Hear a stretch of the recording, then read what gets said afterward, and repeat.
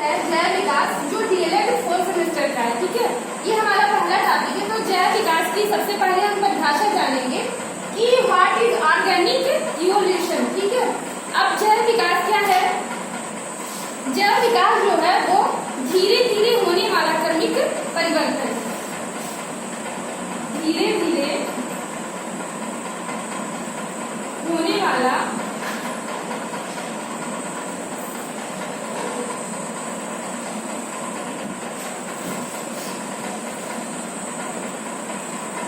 क्रमिक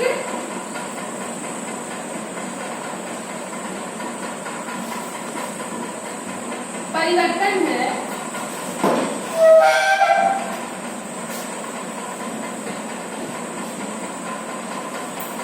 जिसके परिणाम स्वरूप आज के युग के उच्च कोटि के पौधे तथा जंतु पूर्व काल के निम्न कोटि के जंतु तथा पौधों से उत्पन्न हुए हैं। अब यहाँ पर हम जैव विकास की बात कर रहे हैं। तो जैव विकास जो है इसका मतलब यही है कि यह जुधारियों में होने वाला निरंतर एवं सतत चलने वाली प्रक्रिया है। अब यहाँ पे हम जैव विकास के सिद्धांत की बात करते हैं। तो जैव विकास के सिद्धांत में कई सिद्धांत हैं। जैव विकास के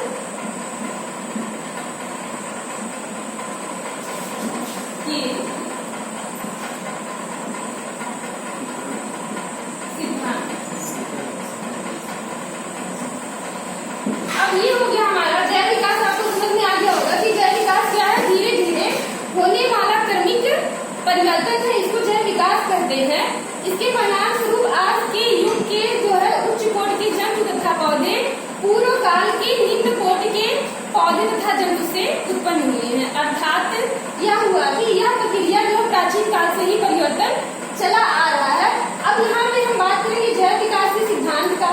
तो जैव विकास के सिद्धांत में कई हैं, जैसे पहला आपका है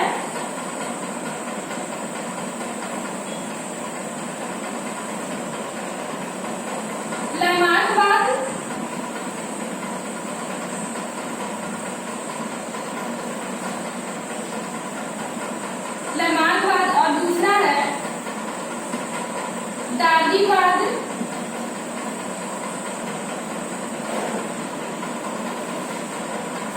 और तीसरा है उत्परिवर्तनवाद।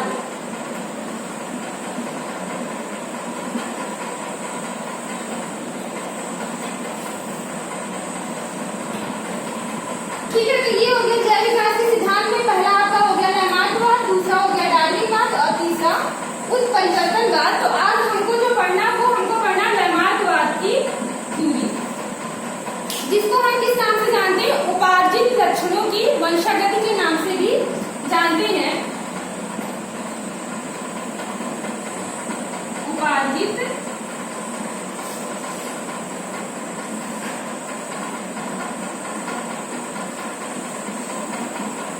लक्षणों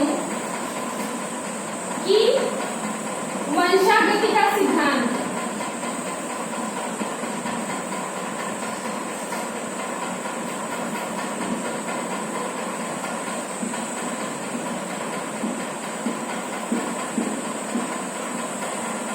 ये हो गया लैमार्कवाद, क्योंकि लैमार्कवाद की थ्योरी में आपकी तीन है, एक लैमार्कवाद, डार्विनवाद और उत्परिवर्तनवाद। तो लैमार्कवाद को हम और किस नाम से जानते हैं? उपार्जित लक्षणों की वंशागति का सिद्धांत। अब जो है यह सिद्धांत किसने दिया था? आप लोग इससे जान रहे हैं कि लैमार्कवाद क्या है। तो ये जो लैमार्कवाद है, तो ये जो है लैमार्कवाद के जो सिद्धांत जिन्हें प्रतिपादित किया था वो थे Jean Baptiste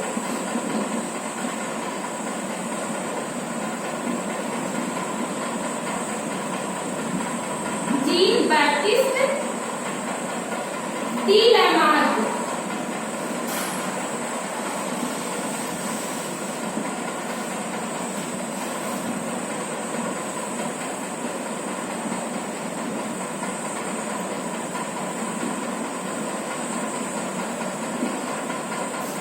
Jean Baptiste D Lamarck जो एक फ्रांसीसी वैज्ञानिक थे, इन्होंने इस सिद्धांत को दिया था जिसका नाम था लैमार्कवाद। इन्हीं के नाम पर इसको लैमार्कवाद की थ्योरी कहा जाता है। यह थ्योरी जो कई तथ्यों पर आधारित है। पहला हो गया हमारा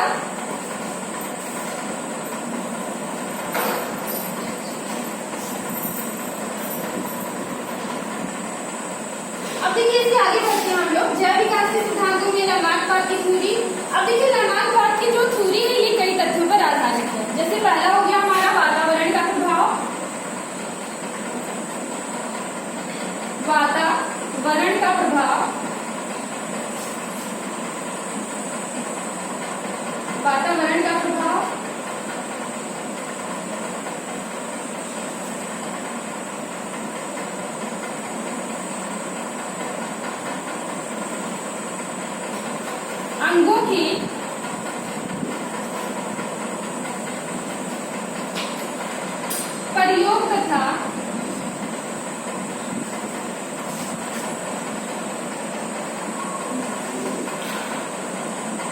अनुप्रयोग का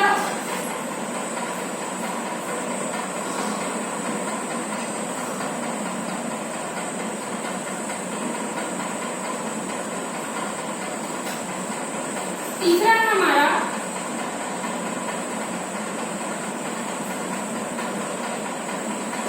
वातावरण के अनुसार आकार में वृद्धि की प्रवृत्ति।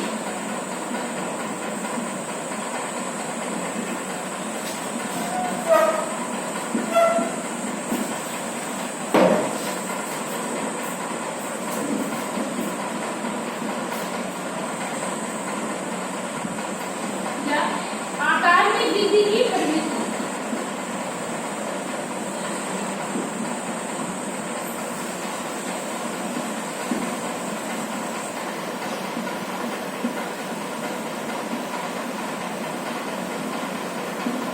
लास्ट है चौथा उपाधिक लक्षण।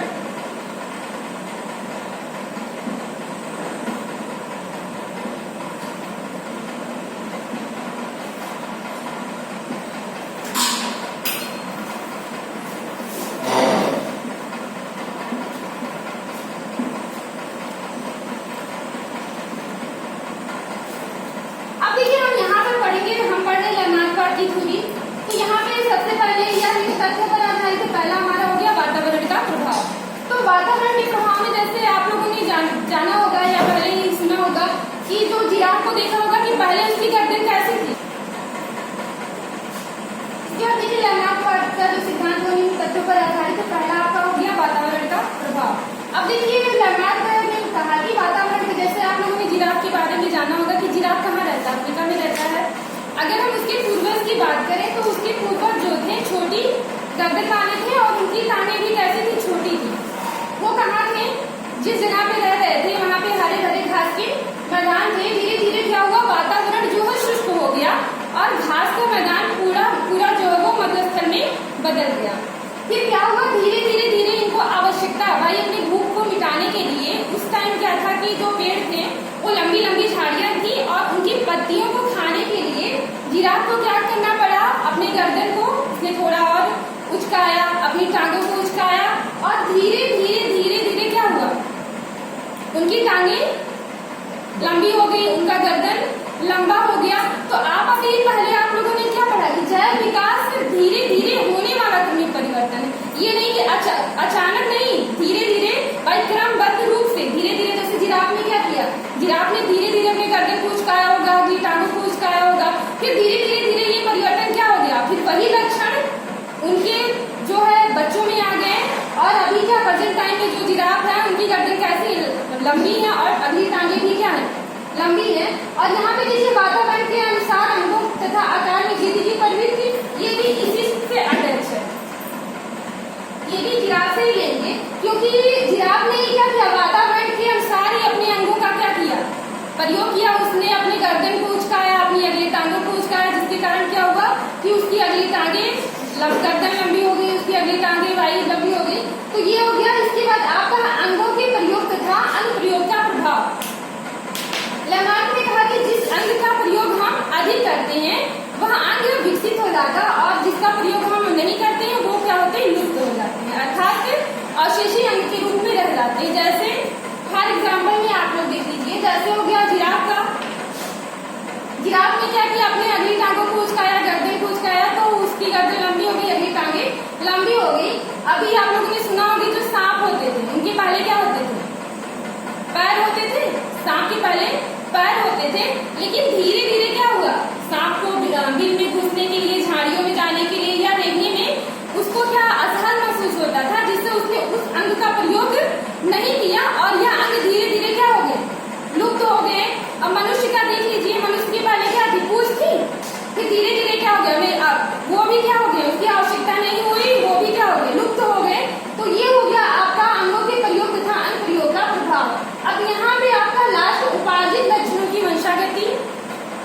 तो उपार्जित लक्षणों की वंशागति, तो वातावरण के प्रभाव से जिस अंगों का प्रयोग तथा अनुप्रयोग से जो लक्षण हमारे अंदर मौजूद होते हैं वही हमारा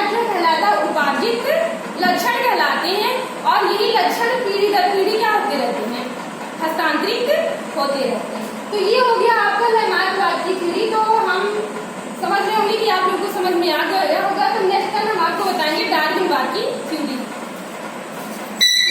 पहले दिन मार्क नंबर